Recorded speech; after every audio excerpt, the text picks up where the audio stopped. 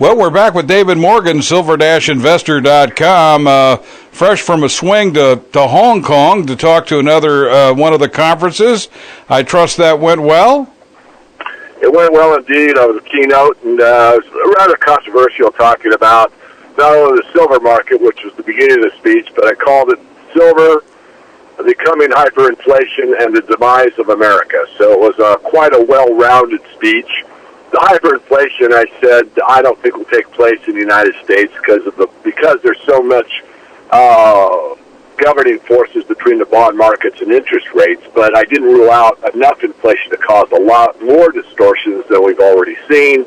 And then lastly, the demise of America was more about the rule of law not being upheld time and time again, which is really what made this country so great. It can be said many things did, but really when you boil it down, it's the rule of law, it's the contract, that when I say I'm going to do something, I do it, but if I don't, I'm held accountable. Those type of things have really waned in the last several years, as we all know, if we're truthful, and that is a big part of the problem. So, Gary, that's what I talked about. All right, well, when you think about the demise of America, in other words, the business ethics and how people do business now, and, the golden rule seemingly has been melted down, much like some of the markets.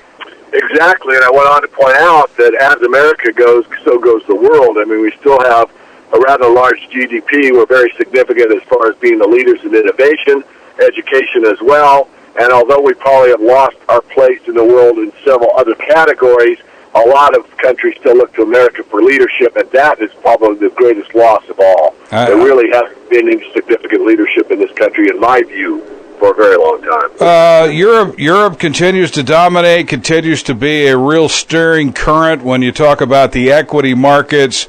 What's happening over there, the fear that it's going to be happening here, the disrespect, and really the I don't know, the whole thing, the alloy, the if you assessed governments as precious metal, many of them would turn out to be fool's iron pyrite, Is that not the problem that's causing a lot of folks to flee to metals and just be out of the markets altogether?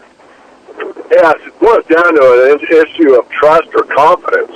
And people globally are losing confidence in their respective governments, confidence in the system as it stands, and they just don't trust what they hear on TV or whatever the venue might be, the mainstream media. And because of that fact, people have a natural instinct, in my view, to protect themselves not only on a survival basis, but also on a financial basis if they can afford to. And because of that, they look for alternatives, and you don't have to really look too far to realize that gold and silver are really the best avenues that are outside of the financial system that still are known, respected, and used as money globally.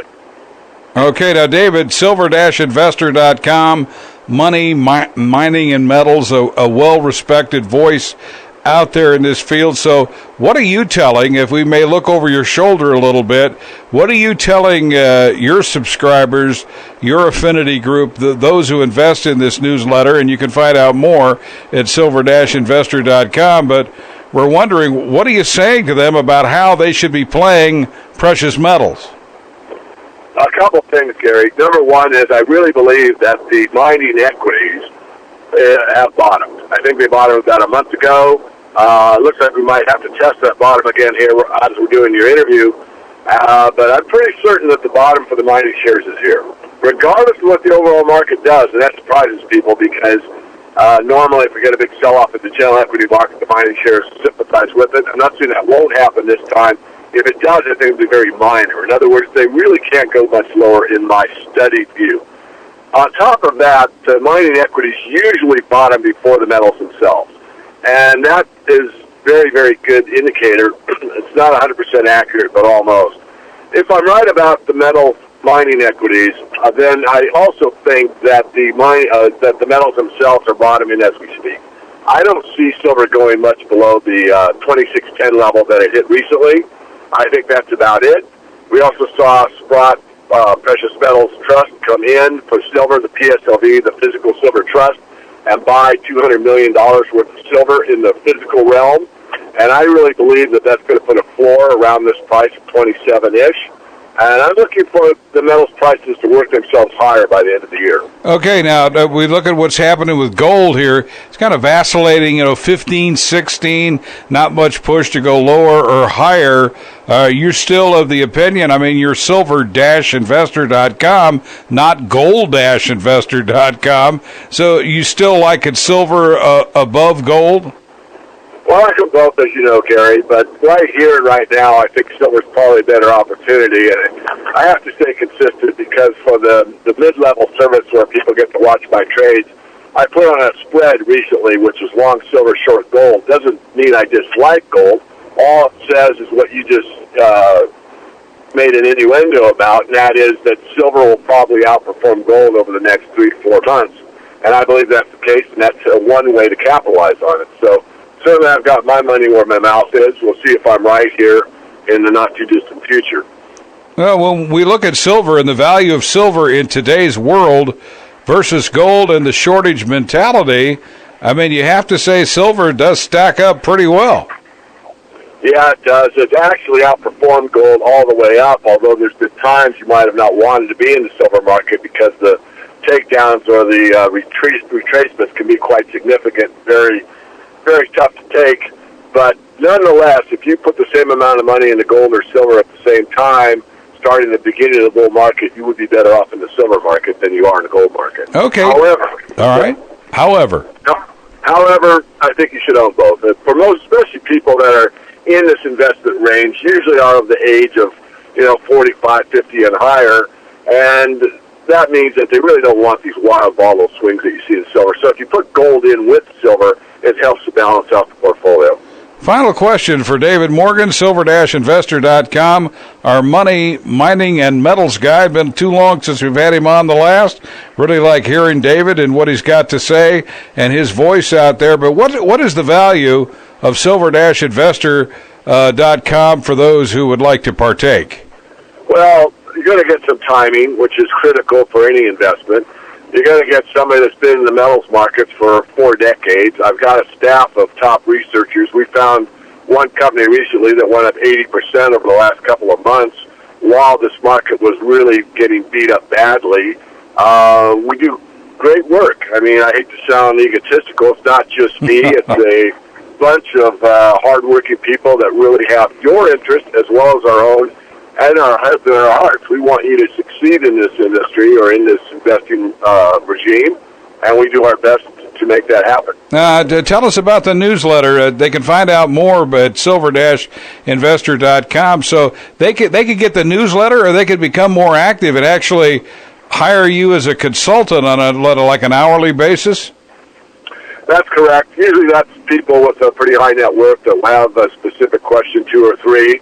And I've gotten very positive feedback on that. Of course, I can't give you any names of my clients, but trust me that some of these people are pretty high up the food chain, if you will, and they are looking to protect their asset base with silver and gold, and they really see what's going on. I'd like to say more, but if you could read between the lines, some of your more established mainstream media types that might say one thing are actually doing something else, and that's about as far as I can go. How about that? Well, there's a story. We'll have to see if that door opens a little bit more. That sounds entirely intriguing. How about that? A member of the media actually saying one thing and doing another. As a member of the media, I'm not saying myself, but that doesn't surprise me, but there's a lot of stuff going on there in the background I know you can't talk about, but wow, I hope to find out more about that story. The newsman in me, I am piqued and intrigued, David. Well, thank you, Gary. It was a bit of a shock to me. Another client actually was down with PIMCO, the biggest bond trader, Bill Gross, and after he met with Bill, he called me very early the next day and decided to take a pretty big whack out of the silver market. Wow. So, there's people that understand what's happening, and there isn't a very good solution. I think the best solution was to admit the problem, get some strong leadership. But in the meantime, you've got to look after your own, and that means you and your family and your friends and your close associates. And to do that, I think you have to have a position in precious metals. Certainly, I'm not a doom and gloomer. I think that if you have a 10% holding you're probably going to do just fine. But nonetheless, if you don't have that, I think you're making a mistake. Count on him. David Morgan, silver-investor.com. Great to hear from you as usual. Travel safe. We'll have you back sooner rather than later, David. Thank you, Gary. It's been a pleasure to be back with you.